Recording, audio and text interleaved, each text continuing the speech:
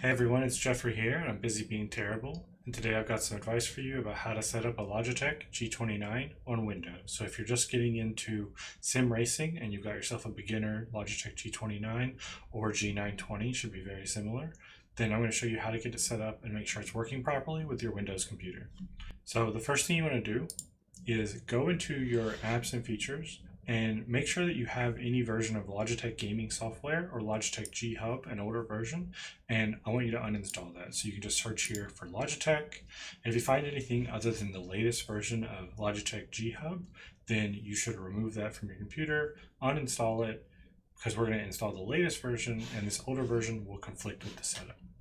The second thing I want you to do is open a file browser and go to this directory. So C/users/your username, my name is Jeffrey, /app data. So this is a hidden folder. So you'll need to have view hidden items turned on, /local/Logitech.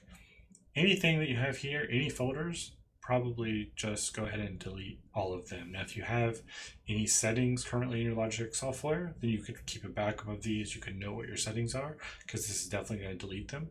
But in my experience, these will cause issues with trying to add the G29 to the system, especially if you had old software. So this folder is from the new software, though it's called GHub. The folder is still called Logitech Gaming Software. This will get put back after we install the new one. So once you do these two things, then go ahead and reboot your computer, restart, and we'll come back and finish this up.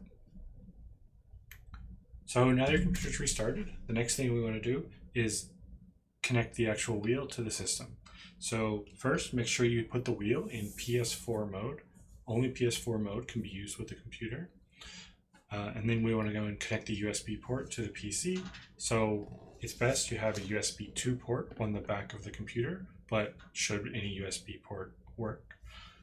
Then you want to plug in the power to the wall outlet.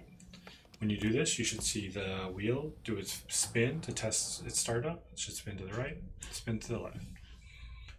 Okay, now what we're going to do is open up the browser and go to the website for the wheel, Logitech G29 here on logitechg.com.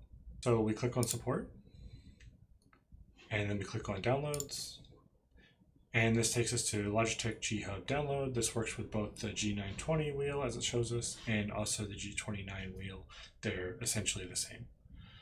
So this is the latest version from April 2020, and we want to go ahead and download that. So save the file.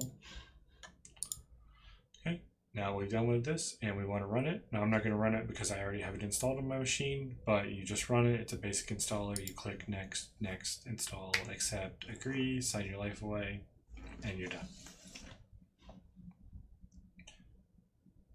Okay, now if you open this up, Logitech GHub, you should see that you have maybe a Logitech mouse, and you should see your Logitech G29 attached to your system and working properly. If you don't see this, then you should try a different USB port on the system. So try to go ahead and unplug it, plug it in a different USB port. Like I said, try for a USB 2 that's on the back of the PC, or try whatever you have. Maybe even just try unplugging it and plugging it back in the same port, and it should show up here. So I'm going to take it everyone's has shown up at this point. Okay, so there's a few things you can do in the software.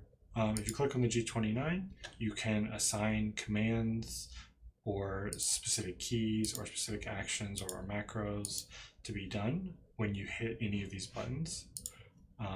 If you need a setup for that, here it is.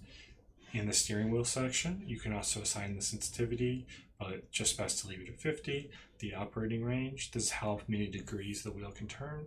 Also best to just leave this at 900.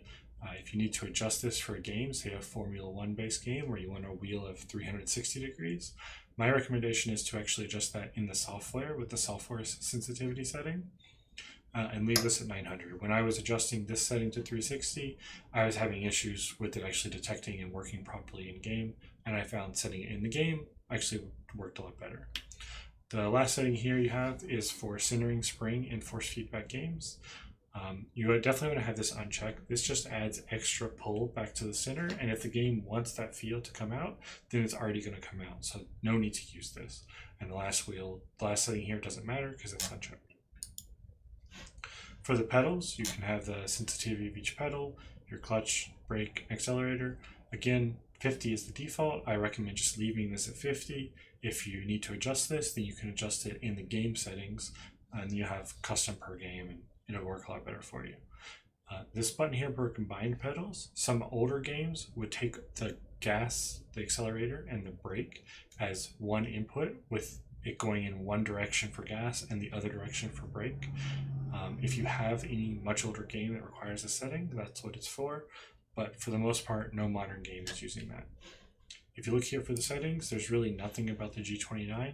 It's a basic hardware interface. It has no intelligence of its own, so there's no firmware to be upgraded or installed on it. There's no commands that it can do, so it's just a pointless page here.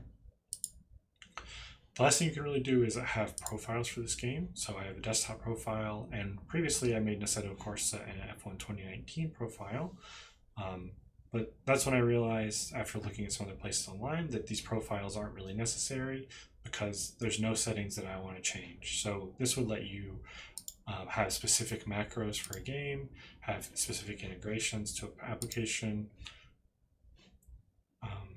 or just change the pedal and steering layouts. Now I don't have any need for that because, like I told you, the layout for the steering, I think it makes sense to just keep it at stock, 50, 900, 50, 50, 50, and this is going to work much better for you. So that's really all I had to show you today. So I hope this was helpful, and if you want to see more videos like this in the future, including specific game settings for the Logitech G29, then stick around, be sure to subscribe because I'm going to be making more. All right, that's all for today, so stay terrible out there, everyone. See you next time.